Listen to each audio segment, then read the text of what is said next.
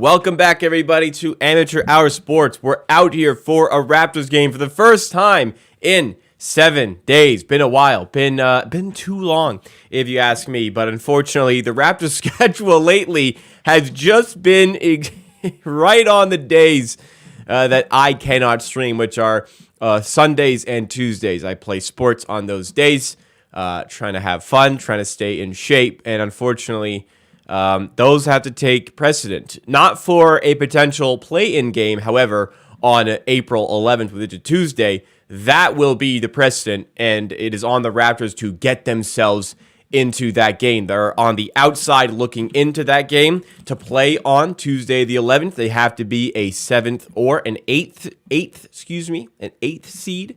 Currently, they are the 9 seed because the Atlanta Hawks have the tiebreaker over us. But dead even on record, 38-38. It's going to be a big test today to stay at or above 500.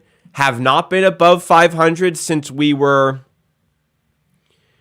was it 12-11? Was it 13-12? It was right before that back-to-back against Orlando, which we lost both. And we have not been 500 since. Hey, we won our last game. We are back to being 500 now, today. Tough game, but let's go above that. Shout out to Slime Jit for subscribing. Welcome to the Amateur Hour Army. Appreciate that. Thank you so much for subscribing. I'm glad you found some value early on in the stream. You chose to subscribe, get involved with the chat. You got to be a subscriber to chat. Only a minute though, so if you're not subscribed, well, I'd be surprised if you're here if you're not a subscriber. But hey, maybe you are. If you are a subscriber already, you're hanging out, having a good time nice and early, make sure to hit that like button. Let's smash that thumbs up button. Unfortunately, we are in an age where a animated thumbs up button, it defines my livelihood. But that is where we're at. That is the state of the world. So it would mean a lot. You smash that thumbs up. I mean, we have 17 likes already. We just started. We had 12 before we even started. So people seemingly excited to have the streams back. And, of course, I am excited to be here. Big game. Raptors have been playing really well as of late. I've missed a lot of games. When I don't stream, I'm also not really watching the games, which kind of sucks. I get a little bit out of tune with the team, but hoping to get back in here. Joel Embiid has been a problem for the Raptors, but we have not played Joel Embiid as of yet with Jakob Poellt on this team. So, I mean, hey, Jakob Poeltl's a good defender. There's no stopping Joel Embiid, but is there keeping Joel Embiid to like 25 points on, I don't know, what does he shoot per game? Like 8 of 21 shooting? Something, can we, that'd be kind of crazy, but I don't know. He gets out free. You know what I'm saying? Can we limit Joel Embiid? Can we make it difficult? Can we stop Tyrese Maxey from scoring 40 freaking points on us? Is that something that we can do today? We're going to find out certainly as we go along with the game. But let's say what's up to the people in chat. Thank you guys so much for not forgetting about me and coming back to the stream. What is going on to Ted Chohan was here nice and early. 905 Yada. What is going on? The Amateur Hour Army vet, of course, the person who was gifted by far the most subs into the chat. He's most recent up here. If you guys don't know, this is the most recent gifted members. This is the most recent super chat, and this is the most recent donation. And then, of course, the sub count, top right. Ghostly Jurassic, welcome back. Faraz K says, loves your vids. Hey, I love you for coming to watch the videos and for coming to watch the stream. So appreciate that. I'm glad you're enjoying the content. Abdul Nasir Ismail, welcome back. My moderator, Adam Scanlon, of course, is here. Me and my mod, Adam, are going to be at the TSC game tomorrow, if anybody's going to be there. Russell Westbrick, what's up? Slime Jit, welcome to the stream. Thanks for subscribing again. And Sher Khan, welcome back. Nice to have me back. Well, nice to have you back in the chat as well. Guys aren't forgetting about me. Love that. Slime just says, oh boy. If we have Jakob last year, that series easily would have went to 7. I wouldn't say easily, but certainly. I mean, we went to 6 without him, right? So could have easily gone to 7. I think you may be onto something a little bit there. If I see friendly on Maxey in the start of the game, I'm pissed. I wouldn't be pissed because it's just who's the better matchup? Because if Fred is not on Maxey, I don't even know if Maxey's starting. Sometimes they start Melton. I'm not sure what Philly's starting lineup is. The thing is, let's say Maxey starts. Like, who's going to be on Harden, right? Like, Harden, you probably want to go with OG. What do you think? What do you guys think? Do you think maybe we'll go Scotty Barnes on Harden again? Although, what do you want on PJ? Do you just put Siakam on PJ, Poeltt on Embiid? Maybe even put OG. I wouldn't even like. Maybe put like OG on Embiid and then have Poeltt help off PJ. Is that like something they might? I could certainly see them going with OG on Embiid, and Poeltt just helps off of PJ. That's a vibe. That could actually be something they go with, and just kind of dare PJ to hit his shots. Yeah, they did that with Jokic. The important thing is guarding the dunker spot after that, and maybe more difficult because PJ can actually sit in the corner and maybe hit a 3-pointer. But as far as Maxey goes, that's not a great matchup for Fred. No, he gets torched there. But do you put Siakam on him? If that's the case, then who does Fred guard? Does Fred guard Harden? I think he could do a good job on Harden, but I think I'd rather have like an OG and an Obi on Harden or a Scotty Barnes on Harden. So will be interesting to see what exactly they go with today. Also, it'd be interesting to see. So Maxey is starting. They're going small. I don't know if Harris is out or anything. I could just double check that right now. Okay, so Harris is out. So they're going small. They have Maxey, Melton, and Harden playing with Tucker and Embiid. So if that's the case, I think pretty comfortably I'm going to put Fred VanVleet on Melton. On Embiid, I mean, I don't think you go crazy initially. You probably just, play simple and put Poeltt on him. On Harden, the thing is, there's no good matchup for Maxey here. Like, do you just put Siakam on him just like to deter him with length type of thing? Anunoby on Harden. Do you put Barnes on Tucker? I don't mind Barnes on Tucker. I like that. Do you put Barnes on Maxey, perhaps? I don't know. There's different ways to go about this. What I'm saying is, like, if I wouldn't mind just, starting Fred there because of the size matchup. And I'd be upset if Maxey got cooking early and then we didn't change things. That would be a problem. But yeah, Maxey has been a problem in the last year. He's tortured us. The last year, Maxey has terrorized this team. We're not going to pretend. Once again, we're running out of time on him in terms of ensuring he can actually continue to play games for the rest of the season. He's on a 2-way, so he's currently not play-in eligible, so we need to convert him. But I think there'd be a good system where we can get him involved. Did we lose a stream? I hope not. I hope we didn't lose a stream. Let me know if you can still see me and hear me. Let me know. Keep me posted. Just let's make sure we're all good here. Better now? Okay. Good to know. What was I talking about?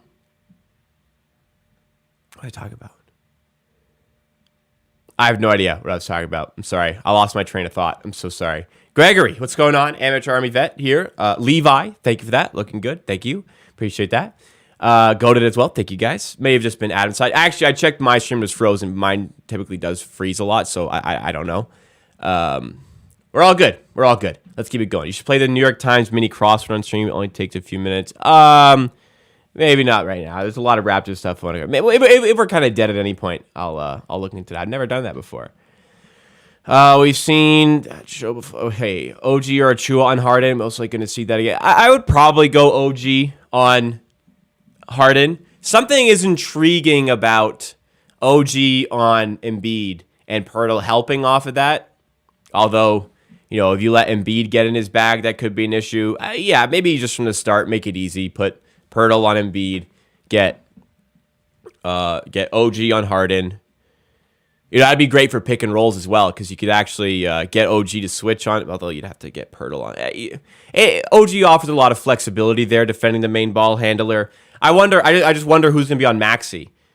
Probably makes more sense to have Fred on Melton, but in any sense, there's still not a great matchup for Maxey. You got to put Siakam or Barnes on him. So I think we'll see Barnes there. I think we'll see Siakam on PJ.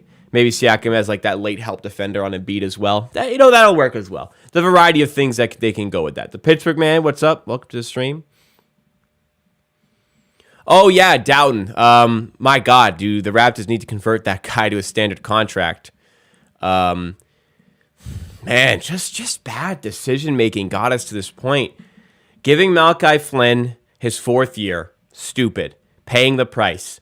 I can't 100% confirm this, but if the Spurs wanted Banton in the Poeltl trade and we said no, stupid decision. Banton may not even be on this team next year. We could have added him to that trade. Dumb. Signing Joe Wieskamp to a standard contract for this season, guaranteed for this season, non-guaranteed for next season. So, financially, not that big a deal, but it's just like Joe Wieskamp doesn't play. I'm not saying that he should play, but why did we make this guy? We gave this guy the contract when Jeff Dowd is actually helping this team win games right now. So who do we get rid of? I mean, I think it's pretty simple. You just get rid of Joe Wieskamp. You eat what he's getting paid for the rest of the season. You eat that mistake. He's non-guaranteed for next season anyways. He's signed essentially to prove himself in training camp. Like, the thing is, you'll look bad. All three, you'll look bad. Because Banton, you left out of the trade, so you'll look bad. Because, hey, you should just trade him. Flynn, you gave a 4th-year option, so you'll look bad. I don't think Flynn would go anyways. But you'd look bad if you got rid of him.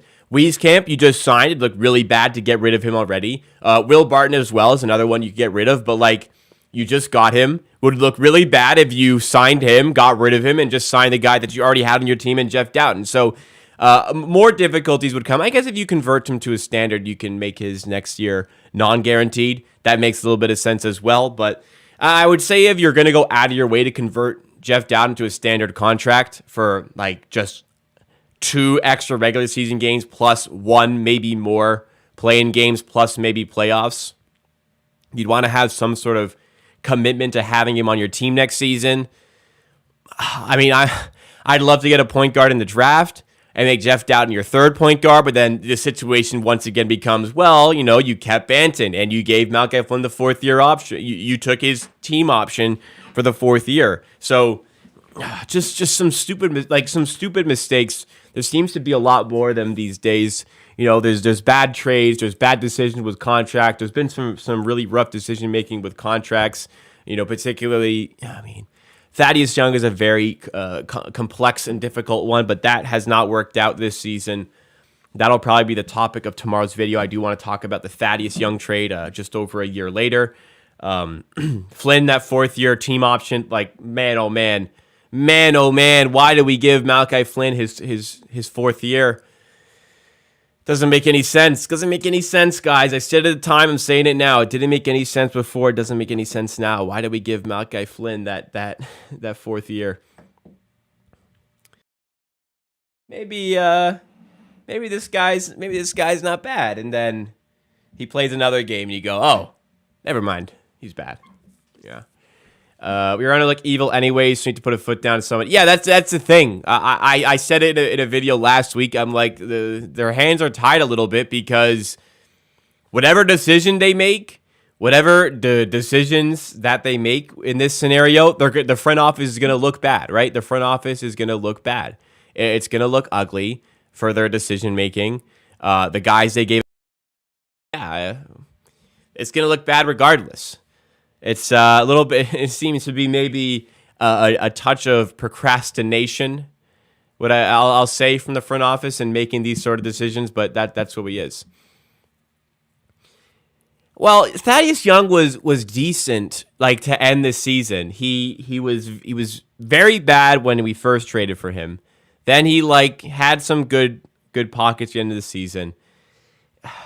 We gave up at first for him. It would have looked bad if we didn't extend him. It would have looked bad if we did, and it is looking bad that we did. Thad was a bad decision. $8 million. I mean, I don't know what he's owed next year. That would certainly play into it. I don't think we owe him the entirety of his next year of his contract. But that trade Trade's not looking great. The one we made for Thad. I didn't like it at the time. It kind of grew on me by the end of the season. But now I'm like, all right, Thaddeus Young is guaranteed $1 million next season. He's got a partial guarantee for next season. Partial guarantee for next season of $1 million. I mean, you can eat that. You can eat that. The Raptors decided they wanted to go for it last season. You know, they sold that first round pick. They moved down, 12 spots in the end or so. I guess how Koloko pans out will kind of factor into that trade and how our evaluation of that trade for Thaddeus Young for sure. But I think Thaddeus Young's time in Toronto is over. Unnecessarily used that $8 million on him this year. Frees up a little bit of extra money for next season, I suppose. Frees up a little bit of money for next season because you get rid of that $8 million. You got to spend it on guys, like Fred, Gary, and Poeltt, who are out of contracts. We have no idea what's going to go on there. Can you afford all of them? Can you bring all of them back? God, I don't know. It's tough. Turn on VPN. I have a VPN on one of my Chrome profiles, but I think that would make it slower. I had some bad Wi-Fi when I had my VPN on, so I don't use it anymore. Dropping Joel is a hard task. Man does it to himself. Into other players. Guy took out Danny Green for like a whole year. Poeltl's a guaranteed contract. He's a free agent next season. You're saying he's like guaranteed to stay. I mean, he's guaranteed to get an offer from the Raptors.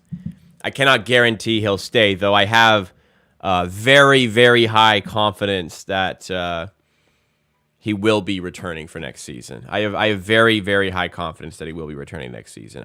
There's got to be some sort of handshake. There's got to be some sort of agreement in place. Like I just cannot see the Raptors going blindly into the offseason without having sorted Poeltl's thing out. I'm really I was on the fence about keeping Trent or Van Vliet based on how the season was going. Like, I am firmly on a side now that if you can only keep one, you absolutely keep Van Vliet. Like, I am so firmly on that side at this point.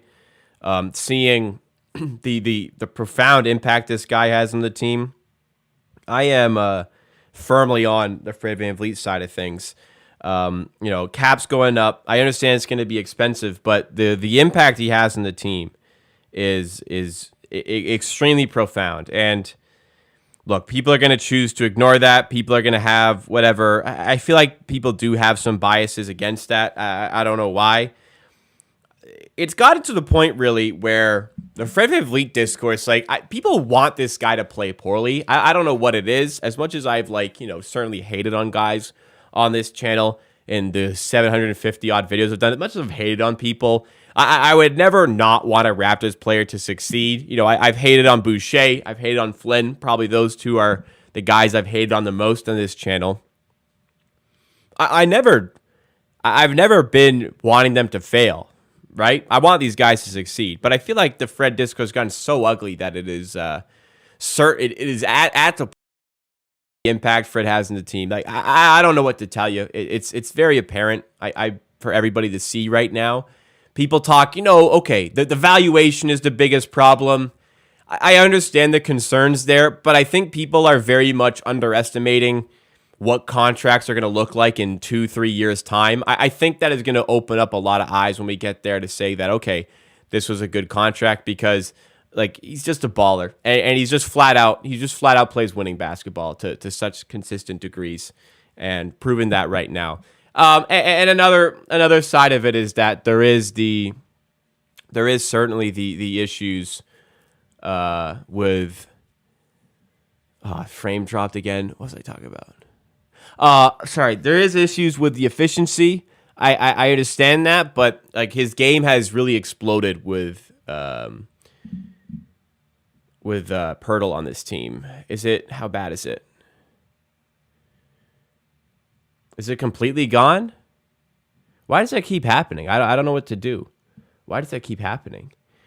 I'm popping in and out apparently. Like the only fix I could possibly have is completely disconnecting stream, and hopefully we can survive this. Also, the stream has like 31 likes already. That'd be a real damn shame to throw all that away. So Wi-Fi is good on my end. It seems to be a bit of a YouTube issue. Adam, moderator, if you could also maybe pull up the Twitch side of it just to see if it's clean on Twitch, and maybe we can confirm it's a YouTube thing rather than a me thing. So we'll see if it's on me on my end or if it's on the YouTube end. Regardless, the only fix would be the only fix would be to be completely ending it. Yeah, so I'd have to restart stream. That I don't want to do that. If I have to, I will, but I would be very much less than ideal for a variety of reasons. So hopefully it doesn't come to that. But I hope I'm still coming clear. Just keep me posted on that, guys. But please note that it is completely out of my control. So hopefully you're not cross with me in any way, shape, or form. Yeah, I saw it. It was like a black screen. We've done so many streams here. That's the first time that has ever happened. I have no idea. I thought it was like the green, when the screen goes completely green and my voice like spikes up super high pitched. We've had that. Have not had this before. So always something fresh with Streamlab just pissing me off, man. I mean, I don't want to switch because I have so much like work put into these, but man, Streamlab fucking getting on my nerves a bit this season. Only this season. It's a YouTube. I mean, we like very rarely had these issues on Twitch. I don't know if it's a YouTube thing. I don't know what it is, but something about the way it goes into YouTube just seems to spark some problems. And again, it's there was like a time mid-season where it was Wi-Fi related, but that's been sorted. I changed some things. On my Wi-Fi end, it's all good. It's YouTube having the issues for... oh, and now I see the stream disconnected again. Oh, Jesus Christ. All right, guys. I think before the game has started... we probably are just gonna have to restart this. I gotta be honest. It's happening a lot. There's issues on Twitch. I see viewers dropping, which means that there's been issues and people are clicking off. The game hasn't started. Let's take the L. Let's